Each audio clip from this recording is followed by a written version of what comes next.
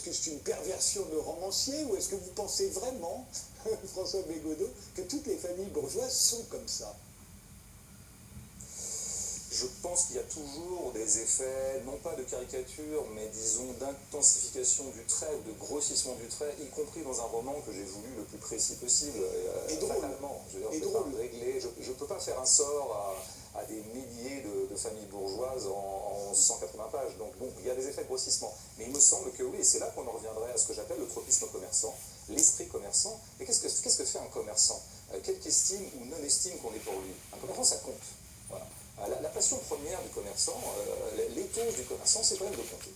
De compter quel chiffre d'affaires il a fait dans l'année, quel profit il peut dégager l'année prochaine par rapport à tels investissements. Bon, c'est quand même la classe des commerçants, une classe qui compte, quoi.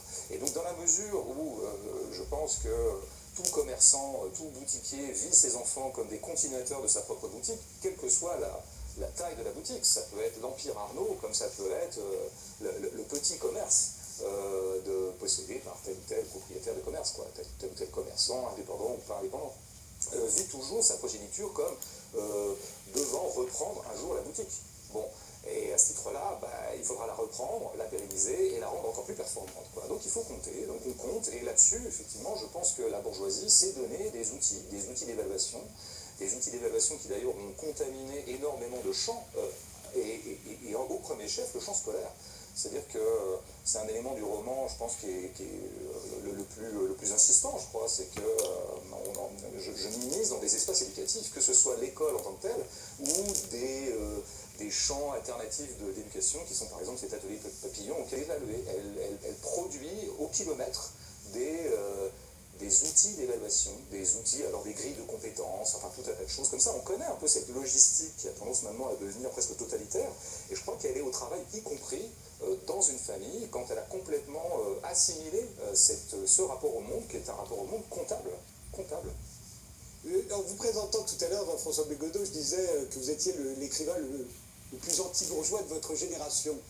Aujourd'hui, c'est devenu rare, mais il fut un temps où pratiquement tous les romanciers français étaient anti-bourgeois, tous les chanteurs, le cinéma était anti-bourgeois, c'était the only game in town en France. On était anti-bourgeois comme on était anti-militariste. Ça allait de soi. Aujourd'hui, ça ne va plus de soi.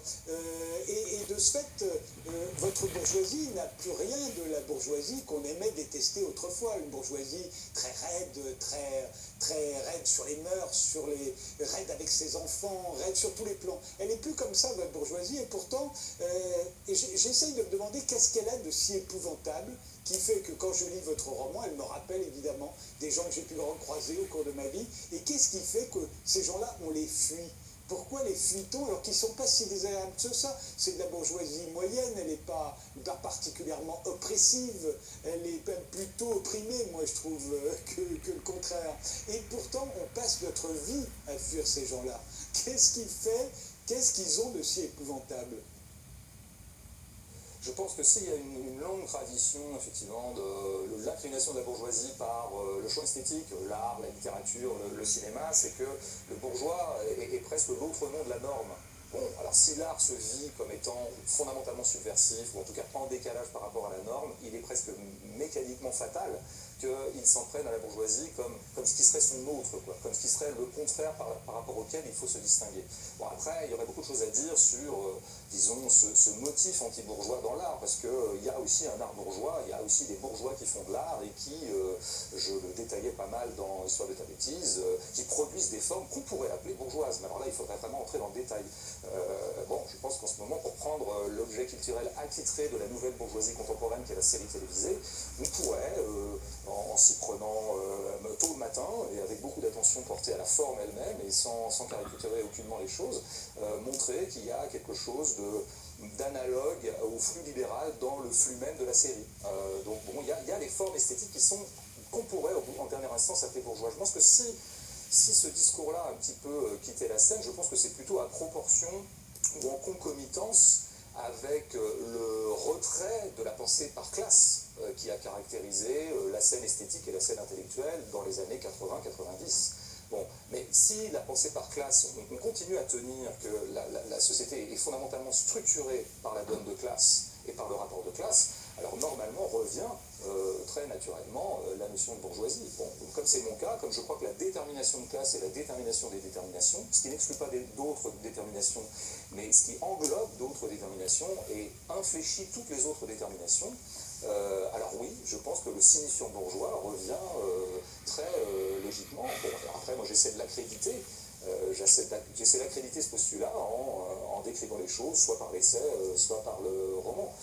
Après, pourquoi est-ce que cette bourgeoisie que j'appelle cool est particulièrement détestable? C'est parce qu'elle nous impose deux choses. Elle nous impose une oppression invariante. Contrairement à vous, je ne trouve pas qu'elle soit tout à fait opprimée. Je pense qu'elle est quand même souvent en position de domination, dans des situations très concrètes, de travail. Par ailleurs, elle est au pouvoir. Elle a quand même élu son président, qui est vraiment le représentant de la bourgeoisie, lui-même en est issu. Donc elle est au pouvoir, donc elle imprime quand même énormément de choses à des corps qui seraient plutôt issus des classes populaires. Ça c'est la première chose, elle est en position de domination et parfois en ayant recours à énormément de brutalité. Énormément de brutalité, comme la chronique politique, la chronique du pouvoir de ces derniers mois nous l'a montré.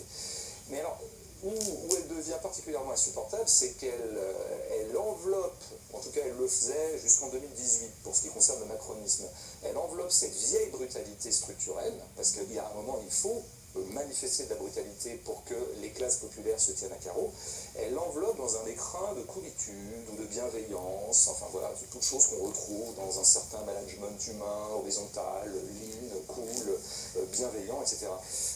Alors ça, oui, là je crois que c'est ajouter à la brutalité la double peine ou l'autre peine de l'hypocrisie, hein, c'est-à-dire de la dissimulation et de la falsification. Je pense que c'est ça qui la rend particulièrement insupportable et qui la rend particulièrement détestable et très majoritairement détestée actuellement. D'ailleurs, je le dis dans l'entretien avec Paul Picaretta dans Jésus, les bourgeois et nous, qu'on a mené quelques mois après la sortie d'Histoire de ta bêtise. C'est une remise à jour en quelque sorte, parce que je pense que la bourgeoisie cool, elle est en train de disparaître pour deux raisons. D'abord, elle est tellement détestée qu'elle va être vraiment mise en minorité, et deuxièmement, parce qu'elle-même est en train de refaire surgir en elle son invariant autoritaire, répressif, et donc c'est ce qui est un bloc bourgeois est en train de s'organiser, qui cette fois ne va plus du centre-gauche au centre-droit. Ça c'est la bourgeoisie libérale et centriste que je décrivais dans l'Histoire de ta bêtise. Le bloc bourgeois auquel on a affaire maintenant, il va du centre-gauche pour moi à l'extrême droite. Et je ne vois plus beaucoup de différence entre les discours des uns et les discours des autres au sein de ce bloc. On voit bien, et à la fois dans Jésus, les bourgeois et nous, et dans votre roman Un enlèvement, on voit bien que pour vous, la bourgeoisie, c'est le parti de l'ordre, au fond. Hein, ce qu'on pouvait déjà dire de la bourgeoisie au XIXe siècle. C'était l'ordre moral, c'était l'ordre économique, tout ça était très important. Aujourd'hui, on pourrait, et c'est pour ça que je disais, elle est peut-être opprimée aujourd'hui, j'ai l'impression que la bourgeoisie est de moins en moins le parti de l'ordre. J'ai l'impression que le désordre, notamment le désordre économique, la mondialisation est en train de la balayer comme le reste, comme les autres classes sociales, et qu'au fond, elle s'accroche peut-être à ces derniers privilèges, à des semblants d'ordre comme ça, mais je me demande si elle est toujours opérationnelle et si elle n'est pas en train, elle aussi, d'être opprimée comme les autres. Alors ça, là, il faut être un peu précis et un peu dialectique. Hein, c'est-à-dire qu'effectivement, il y a une dérégulation libérale, comme ça, pour aller vite, pour l'instant, qui crée du désordre, qui par exemple déstructure, atomise, fragmente, par exemple le système social à la française, entre autres choses, les services publics, tels qu'ils se sont organisés et ordonnés depuis notamment l'après-guerre, etc. Et par l'impulsion d'ailleurs du mouvement ouvrier. Tout ça c'est conquis de haute lutte. Bon, il faut toujours le rappeler quand même, ça n'a pas été comme ça alloué en toute générosité par les pouvoirs. Bon, il y a des régulations, donc il y a un désordre par rapport à un certain ordre, mais par rapport à un ordre qui était équitable, enfin je veux dire qui essayait, qui était tendanciellement égalitaire, je dis bien tendanciellement, hein, parce que l'égalité est une finalité. Mais cette dérégulation-là, elle est précisément au profit de l'ordre social dont la bourgeoisie est la classe dominante. Donc en fait, il s'agit bien de créer du désordre quelque part pour mieux maintenir la préséance et les prérogatives, les vieilles prérogatives de